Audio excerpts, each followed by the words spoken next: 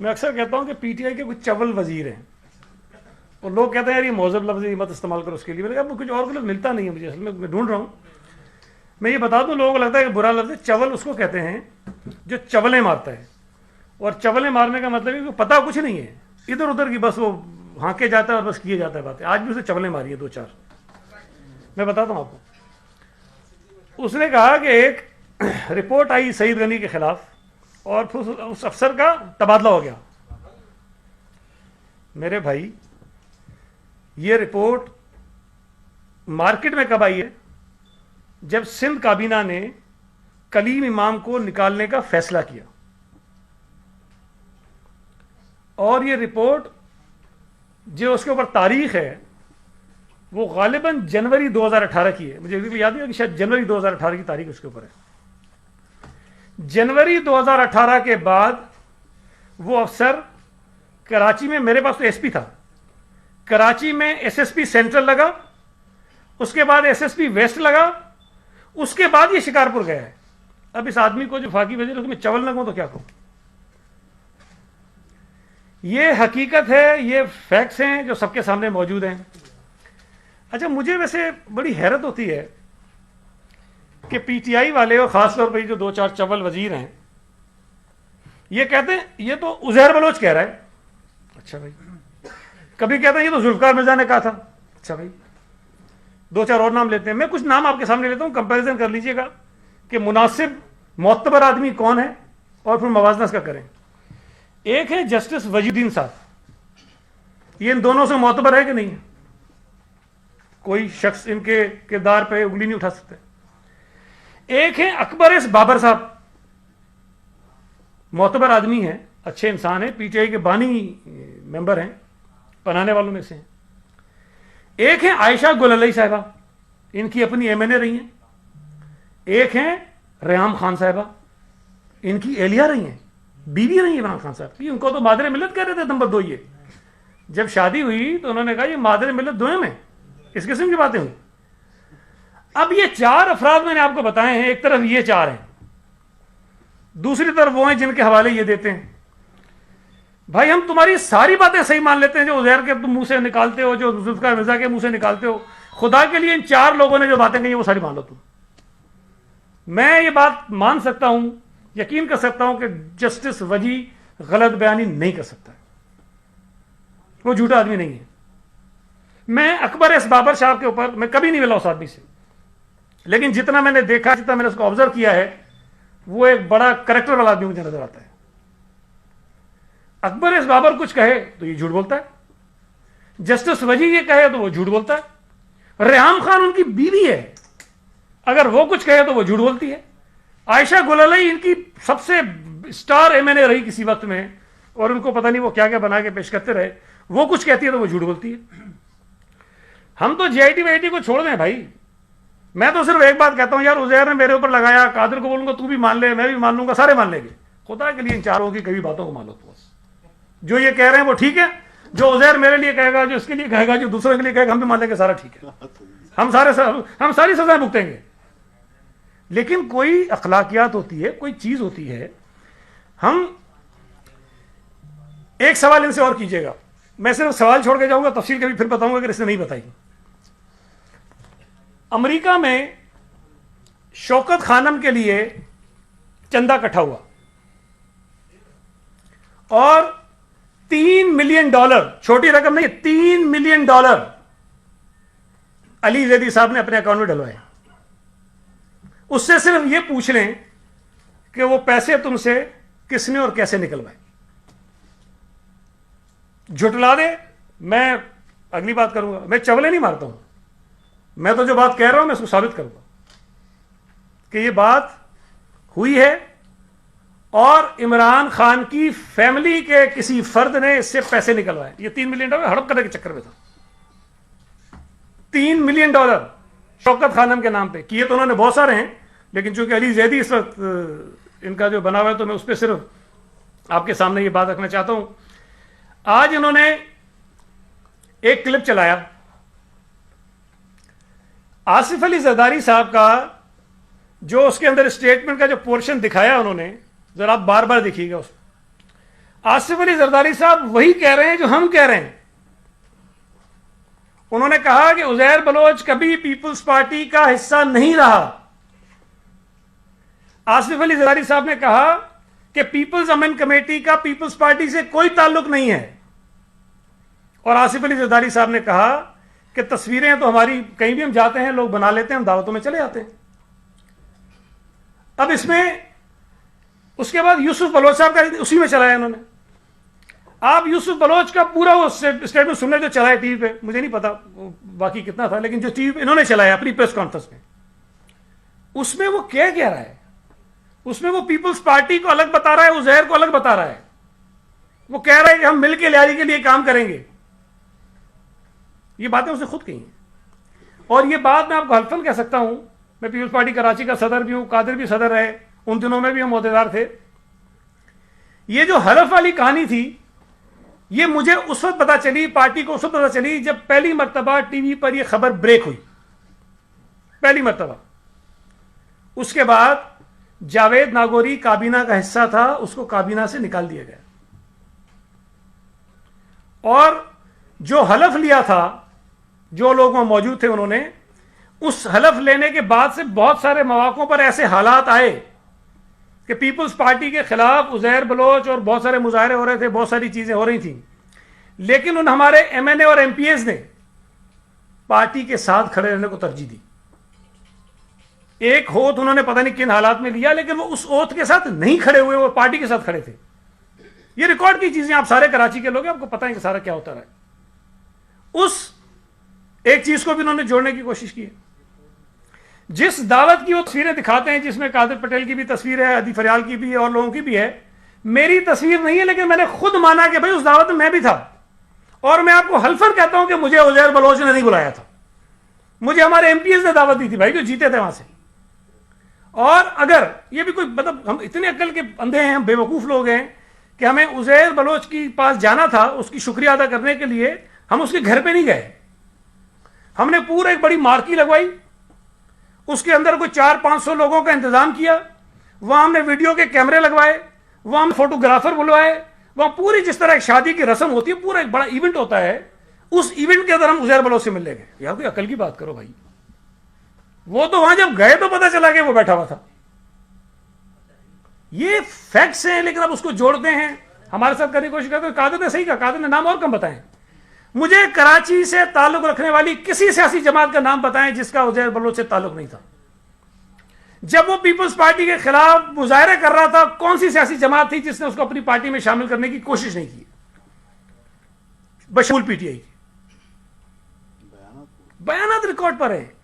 شکور شاہ جو ان کا M N اے ہے, اس سے صرف یہ پوچھ لیں کہ 2012 میں آس پاس جب یہ آپریشن ہوا تھا, وہ پارٹی کا نائب صدر تھا کراچی کا, اس سے پوچھے استعفیٰ کیوں دیا تھا اس نے, پوچھے اسے استعفیٰ کیوں دیا تھا. ان کا ایم این اے نا, بھی علی زیدی بلا کے پوچھے کہ بھائی تو نے اس وقت پارٹی سے استعفیٰ کیوں دیا تھا عہدے سے, آپ کو پتا چل جائے گا.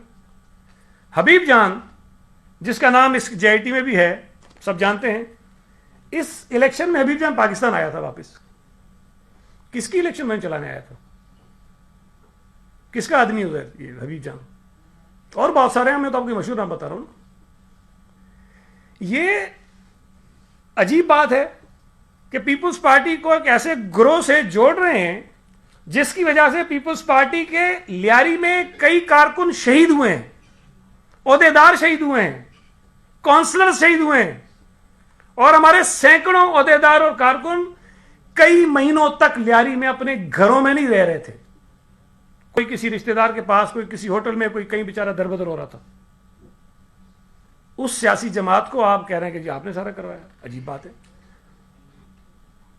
یہ بالکل ٹھیک کہا مرتضیٰ نے کہ گڑے مردے اکھاڑے ہیں. بھائی یہ کون سی بات ہے جو آج سے 4-5 سال پہلے نہیں ہوئی ہے؟ یہ ساری باتیں ہو چکی ہیں, یہ ساری ملامتیں پتہ نہیں کتنی مرتبہ ہمارے اوپر مار چکے ہو آپ. لیکن آج جب اس ملک کے ایشوز کوئی اور ہیں, آج جب ہم اس سے پوچھتے ہیں کہ بھی کرونا کے اوپر تم لوگوں کو دھوکہ دے رہے ہو, تم دنیا کو دھوکہ دے رہے ہو, تم پاکستان کی قوم کو دھوکہ دے رہے ہو, اس سے لوگوں کی توجہ ہٹانے کے لیے نیا ڈرامہ رچایا گیا. مہنگائی ہو گئی اتنی زیادہ, اس سے لوگوں کی توجہ ہٹانے کے لیے ڈرامہ کر رہے ہیں. ان کی حکومتیں نہ پنجاب میں، نہ کے پی میں، نہ وفاق میں چل نہیں رہی ہیں، آپس کی لڑائیاں ہیں، ایک دوسرے کی ٹانگیں کھینچ رہے ہیں، ہر آدمی وزیر اعظم اور وزیر اعظم بننے کے چکر میں لگا ہوا ہے. اس سے لوگوں کی توجہ ہٹانا چاہتے ہیں. جو معیشت کا جنازہ نکال دیا اس نالائق نااہل سلیکٹڈ حکومت نے، اس سے لوگوں کی توجہ ہٹانا چاہتے ہیں. اور بڑی مزے کی بات ہے، کل کی اس نے شاید کل بھی کہیں اور آج بھی پریس کانفرنس میں مرزا صاحب کی تعریف کر رہا ہے. وہ بھائی میں تو یہ بات بار بار کہتا ہوں اگر خدا نہ خواستہ پیپلز پارٹی نے کوئی بندے مروائے، کوئی گھروں پہ قبضے کروائے، کوئی 17 شوگر ملوں پہ قبضے کروائے، تو میں تو رابطہ نہیں ہو سکتا ہوں. نہ یہ ہو سکتا ہے، نہیں ہو سکتا ہے. رابطہ ذوالفقار مرزا کے علاوہ کوئی نہیں ہو سکتا. جو اعلان آج بھی کہتا ہے کہ یہ میرا بھائی ہے، میرا بچہ ہے. اور ذوالفقار مرزا کا یہ ایک اسٹیٹمنٹ، ایک اس کی تقریر ہے جو غالباً اس نے عبداللہ مراد شہید کی برسی میں کی تھی تقریر. ایک ہی بات، ایک ہی آدمی اور ایک ہی بات. اس نے کہا کہ آج سے میں بطور نائب صدر پیپلز پارٹی سندھ یہ اعلان کرتا ہوں کہ پیپلز امن کمیٹی ہماری ذیلی تنظیم ہے. اس سے پہلے اس کے بعد کوئی بیان دکھا دیں پیپلز پارٹی کسی آدمی کا. اور پیپلز پارٹی کی ذیلی تنظیمیں کسی ایک آدمی کے اعلان کرنے سے نہیں بنتی ہیں. میں کراچی کا صدر ہوں، میں کراچی میں کسی تنظیم کو ذیلی تنظیم نہیں بنا سکتا ہوں. ہماری ریکگنائزڈ اناؤنس ذیلی تنظیمیں ہیں جو ہیں. میں صبح منہ اٹھاؤں اور کسی کو بولوں یہ میری ذیلی تنظیم، وہ میری نہیں بن سکتی ہیں. جس آدمی نے یہ سارا کچھ کیا، جس نے سرپرستی کی، جس نے اسنیچ پہ شہر کو پہنچایا، ہماری پارٹی کو پہنچایا، اور پارٹی نے پھر اس سے دوریاں کی، پارٹی نے اس کو نکالا، اور پھر اس رد عمل میں پارٹی کی قیادت کے خلاف کیا کیا کچھ نہیں کیا، وہ آج تمہارا چہیتا ہے. یہ جے آئی ٹی دوسری بھی تو آئی ہے نا، ایک بلدیا والی، بلدیا کی جے آئی ٹی میں پیپلز پارٹی میں الزام ہے، تمہارے اتحادیوں پر ہے، نفیس اتحادیوں پر ہے. آپ سوال اٹھائیں نا، مجھے بتائیں کہ یہ جو الزامات لگا رہے ہیں ہم پہ سنگین ہے، چلیں ٹھیک ہے، اس کو حق لگائے، لیکن کیا کوئی سیاسی جماعت بھارت سے پیسے لے کے شہر میں دہشت گردی کرائی کوئی چھوٹی بات ہے؟ اور ایم کیو ایم کا اپنا، جس کو کہتے تھے کہ ایم کیو ایم چلاتا وہی الطاف حسین کے بعد محمد انور، اگر وہ انٹرویو دے تو کیوں نہیں ان کی غیرت جاگتی؟ کیا پاکستان کے مفادات، پاکستان کی سالمیت اور بھارت سے پیسے لے کے پاکستان میں دہشت گردی کروانا کوئی چھوٹی بات ہے؟ اس پر تو ایک لفظ نہیں نکلتا اس کے منہ سے. یہ نہیں سوال اٹھاتے ایم کیو ایم سے، بھائی آپ ہماری اتحادی ہو، بتاؤ کہ بھارت سے کتنے پیسے لیے، وہ پیسے کہاں استعمال کیے. اور محمد انور نے یہ بھی کہا، اس نے کہا جو ایم کیو ایم پاکستان بنی ہوئی ہے، یہ کہیں مجھے کچھ، میں بتاتا ہوں کہ ان میں سے کون کون کتنا پارسا ہے. اور میں نے ایک اتفاق سے ایک انٹرویو دیکھا جس میں خالد مقبول صدیقی صاحب بیٹھے ہوئے تھے. جب یہ سوال ان سے پوچھا اینکر نے، تو بہت ساری باتیں کرنے کے بعد اس نے کہا میں ایک چیز آپ کو بتا دوں کہ جس وقت یہ گناہ ہو رہا تھا میں یہاں نہیں تھا. اس نے جھٹلایا نہیں، اس نے اپنے آپ کو الگ کیا صرف کہ میں پاکستان میں نہیں تھا جب یہ ساری چیزیں ہو رہی تھیں. تو بھارت سے پیسے لے کر کراچی شہر میں دہشت گردی کروانے والوں پر تمہاری آواز کیوں نہیں نکلتی ہے؟ کیوں تمہاری زبان کو جو ہے نا تالے لگ جاتے ہیں؟ یہ چھوٹی بات نہیں ہے. بلدیا ٹاؤن کا واقعہ تو چلے ایک جی آئی ٹی بن گئی، سامنے آ گیا، اس شہر میں ایم کیو ایم نے کیا کیا کچھ نہیں کیا ہے، لیکن کم از کم بلدیا ٹاؤن کی جی آئی ٹی ان کے ساتھ ہی آئی ہے نا. اس پہ تو کوئی جھگڑا نہیں ہے. اس پہ تو تم کہتے ہو یہ صفحے نکال دی ہے، وہ دستخط نہیں، یہ دستخط نہیں، چلو یہ کنٹروورشل ہے. اس ایک پہ تو کوئی کنٹروورسی نہیں ہے. آپ نے پوچھا اپنے اتحادیوں سے کہ بھائی یہ جو تمہارے کہنے پہ 250-300 آدمی جلا دیے گئے زندہ، یہ انسان نہیں تھے؟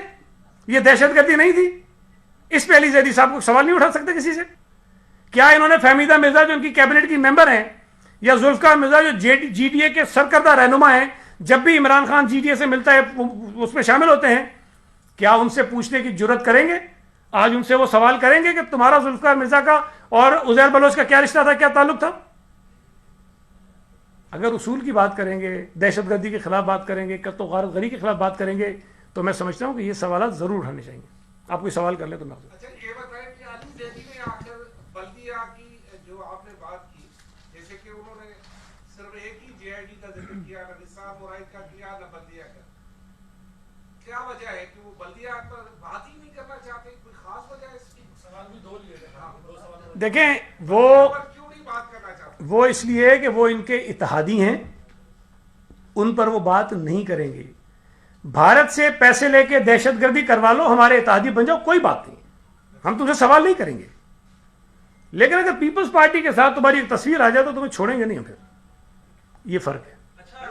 सवाल आज रवि साहब ने किया कि एक जीआईटी अलग है जो कि असल है, जो उन्होंने भी दिखाई और लहराई, तो क्या असल जीआईटी है कहां पर? एक सवाल मेरा ये। दूसरा, भारत से पैसे लेने की जो आपने बात की, एमकेएम जिस वक्त में भारत से पैसे ले रही थी, उसी के बाद आतिफ अली जरदारी साहब 90 भी गए थे और पीपल्स पार्टी के मेरे भाई में भी थे। पहली बात तो यह है कि मेरा ख्याल है जीआईटी पर तो तफसीलन मुर्तज़ा ने बात कर ली है, लेकिन जो दूसरा सवाल आपका है, मोहम्मद अनवर का स्टेटमेंट अभी आया है। एमक्यूएम के किसी बड़े सीनियर आदमी ने यह बात तस्लीम की है कि मैंने उसे ये नहीं कहा कि किसी और ने, वो कहता है मुझे नदीम नुसरत ने जाकर थ्रू करवाया और मैं पार्टी के कहने पर ये पैसे लेके पार्टी को देता रहा। जुटलाएं जी। एक कामरान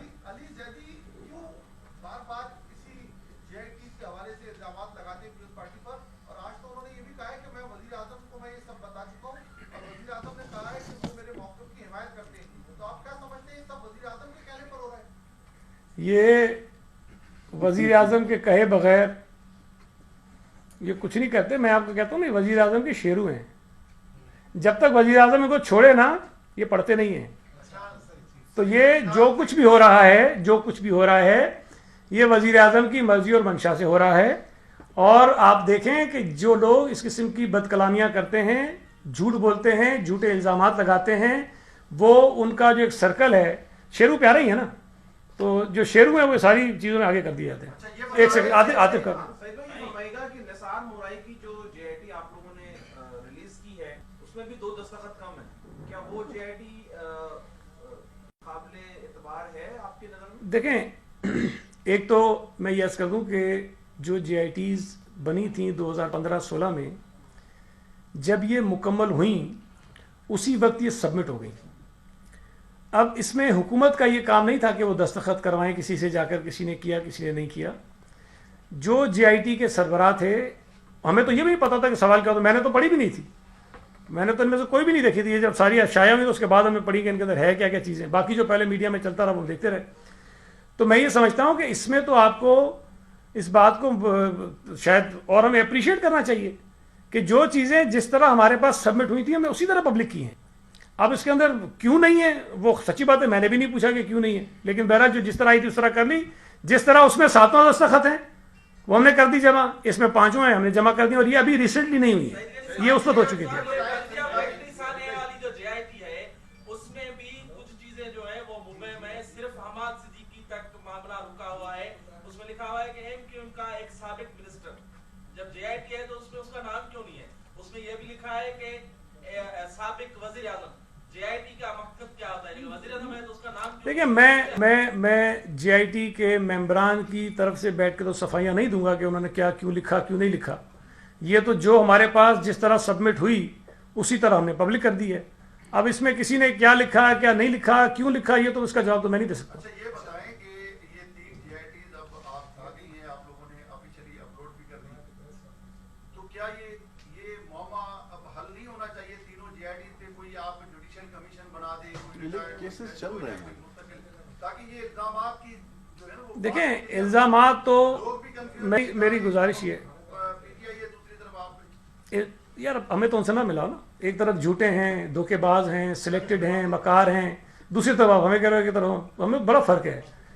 हम में से कभी कोई, हम जो लोग बैठे हैं, कोई ऐसी बात नहीं करेंगे जिसका कोई सर पैर ना हो, और वहाँ से कभी कोई ऐसी बात नहीं होगी जिसका कोई सर और पैर हो। तो फ़र्क बहुत है। जो जीआईटी ने रिकमेंडेशंस दी थी उन रिकमेंडेशंस पर अमल हुआ है, हो रहा है। उज़ैर बलोच की जीआईटी में ही ये लिखा हुआ है कि इसको आर्मी एक्ट के तहत इसका ट्रायल होना चाहिए, और उसका आर्मी एक्ट के तहत आर्मी कोर्ट में ट्रायल हुआ है, और आपको पता है काफ़ी अर्से तक वो वहाँ रहा था। उसके बाद उसको जो सजा हुई उसको वहाँ से बाकी केसेस जो, बल्कि ये 164 में सिर्फ कादर ने अपना बताया, उस 164 को जिसको मैं अब भी समझता हूं कि शायद ये भी कोई इसी तरह का निकल आएगा जिस तरह अली जैदी की जीआईटी है, क्योंकि अभी तक मैंने कभी किसी बंदे के हाथ में कोई सर्टिफाइड उसकी कॉपी नहीं देखी है, मुझे नहीं पता सही है कि गलत है। उसमें भी जिन लोगों पर इल्जामात लगाए गए हैं, बहुत सारे पुलिस ऑफिसर हैं और लोग कई गिरफ्तार हुए हैं, और शायद उनमें से कोई आदमी आज जेल में नहीं है। अगर 164 के बयान की इतनी ताकत और इतनी सच्चाई है तो फिर उनमें से किसी को बाहर नहीं होना चाहिए था। सब जमानतों पर हैं और हो सकता है कोई बरी भी हो गए, मुझे नहीं पता, लेकिन जेल में शायद कोई नहीं। दो सवाल है। इसके बाद इसके बाद पहला सवाल सईद भाई से कि 2013 में उज़ैर की जो हेड मनी थी वो वापस क्यों की गई थी, ये भी आज एक सवाल उठा गया हमारे। दो सवाल कादिर पटेल साहब आपसे, लगता है कि आप मुराद सईद के खिलाफ इतने बयान देते हैं कि अली जैदी को फिर आपकी जीआईटियां लहरानी पड़ती हैं, ऐसा क्यों करते हैं? पहला सवाल दे दे। देखें, हेड मनी लगाई किसने थी? हमारी सिंध हुकूमत, पीपल्स पार्टी की सिंध हुकूमत है। 2012 में जब ऑपरेशन हुआ लियारी में और वो ऑपरेशन नाकाम हुआ, उस ऑपरेशन में बहुत सारे लोग हलाक हुए और आपका मीडिया खुद निकाल लीजिए, उस वक्त की मीडिया की रिपोर्टिंग सारी, आप उस वक्त का मीडिया खुद ये कह रहा था कि वहां बेगुनाह लोग मारे जा रहे हैं और घरों में खाने को लोगों के पास कुछ नहीं है। वो ऑपरेशन रोका गया और उसके बाद पीपल्स पार्टी ने कमेटी बनाई, खुफिया नहीं बनाई, अनाउंस्ड कमेटी बनाई। कादिर पटेल उसके मेंबर थे, सेनेटर यूसुफ बलोच उसका मेंबर था और मैं उसका मेंबर था। ये उन दिनों की बात है जब लियारी में पीपल्स पार्टी के कोई आदमी घर पे रहने को तैयार नहीं था। इस ऑपरेशन की वजह से भी बहुत बड़ा रिएक्शन था, हालात बहुत खराब थे। हुकूमत में होने की वजह से हमारी ये जिम्मेदारी थी कि हम चीज़ों को नॉर्मलाइज करें। जो लाखों लोग लियारी में बसते हैं, किसी तरह वो अपनी ज़िंदगी आराम से गुजार सकें। हम उन हालात में लियारी गए जब शायद हमें भी लोग कह रहे थे कि मत जाना, कहीं मारे ना जवाब लियारी। हम गए, एक मरतबा नहीं कई मरतबा गए, उज़ैर बलोच से भी मिले। हमने उन हालात को नॉर्मलाइज करने के लिए बहुत सारे इकदाम किए और उन इकदामात में से एक शायद ये जो आप कह रहे हैं कि हेड मनी वापस लेने वाली बात थी। अब इसके पीछे एक तो तरीका ये था कि हम लड़ते रहते, जिस तरह किया था ऑपरेशन, वहां बेगुनाह लोग मरते रहते, खाने को नहीं मिलता, बेचारे बच्चे स्कूल नहीं जा सकते थे, कुछ नहीं हो रहा था।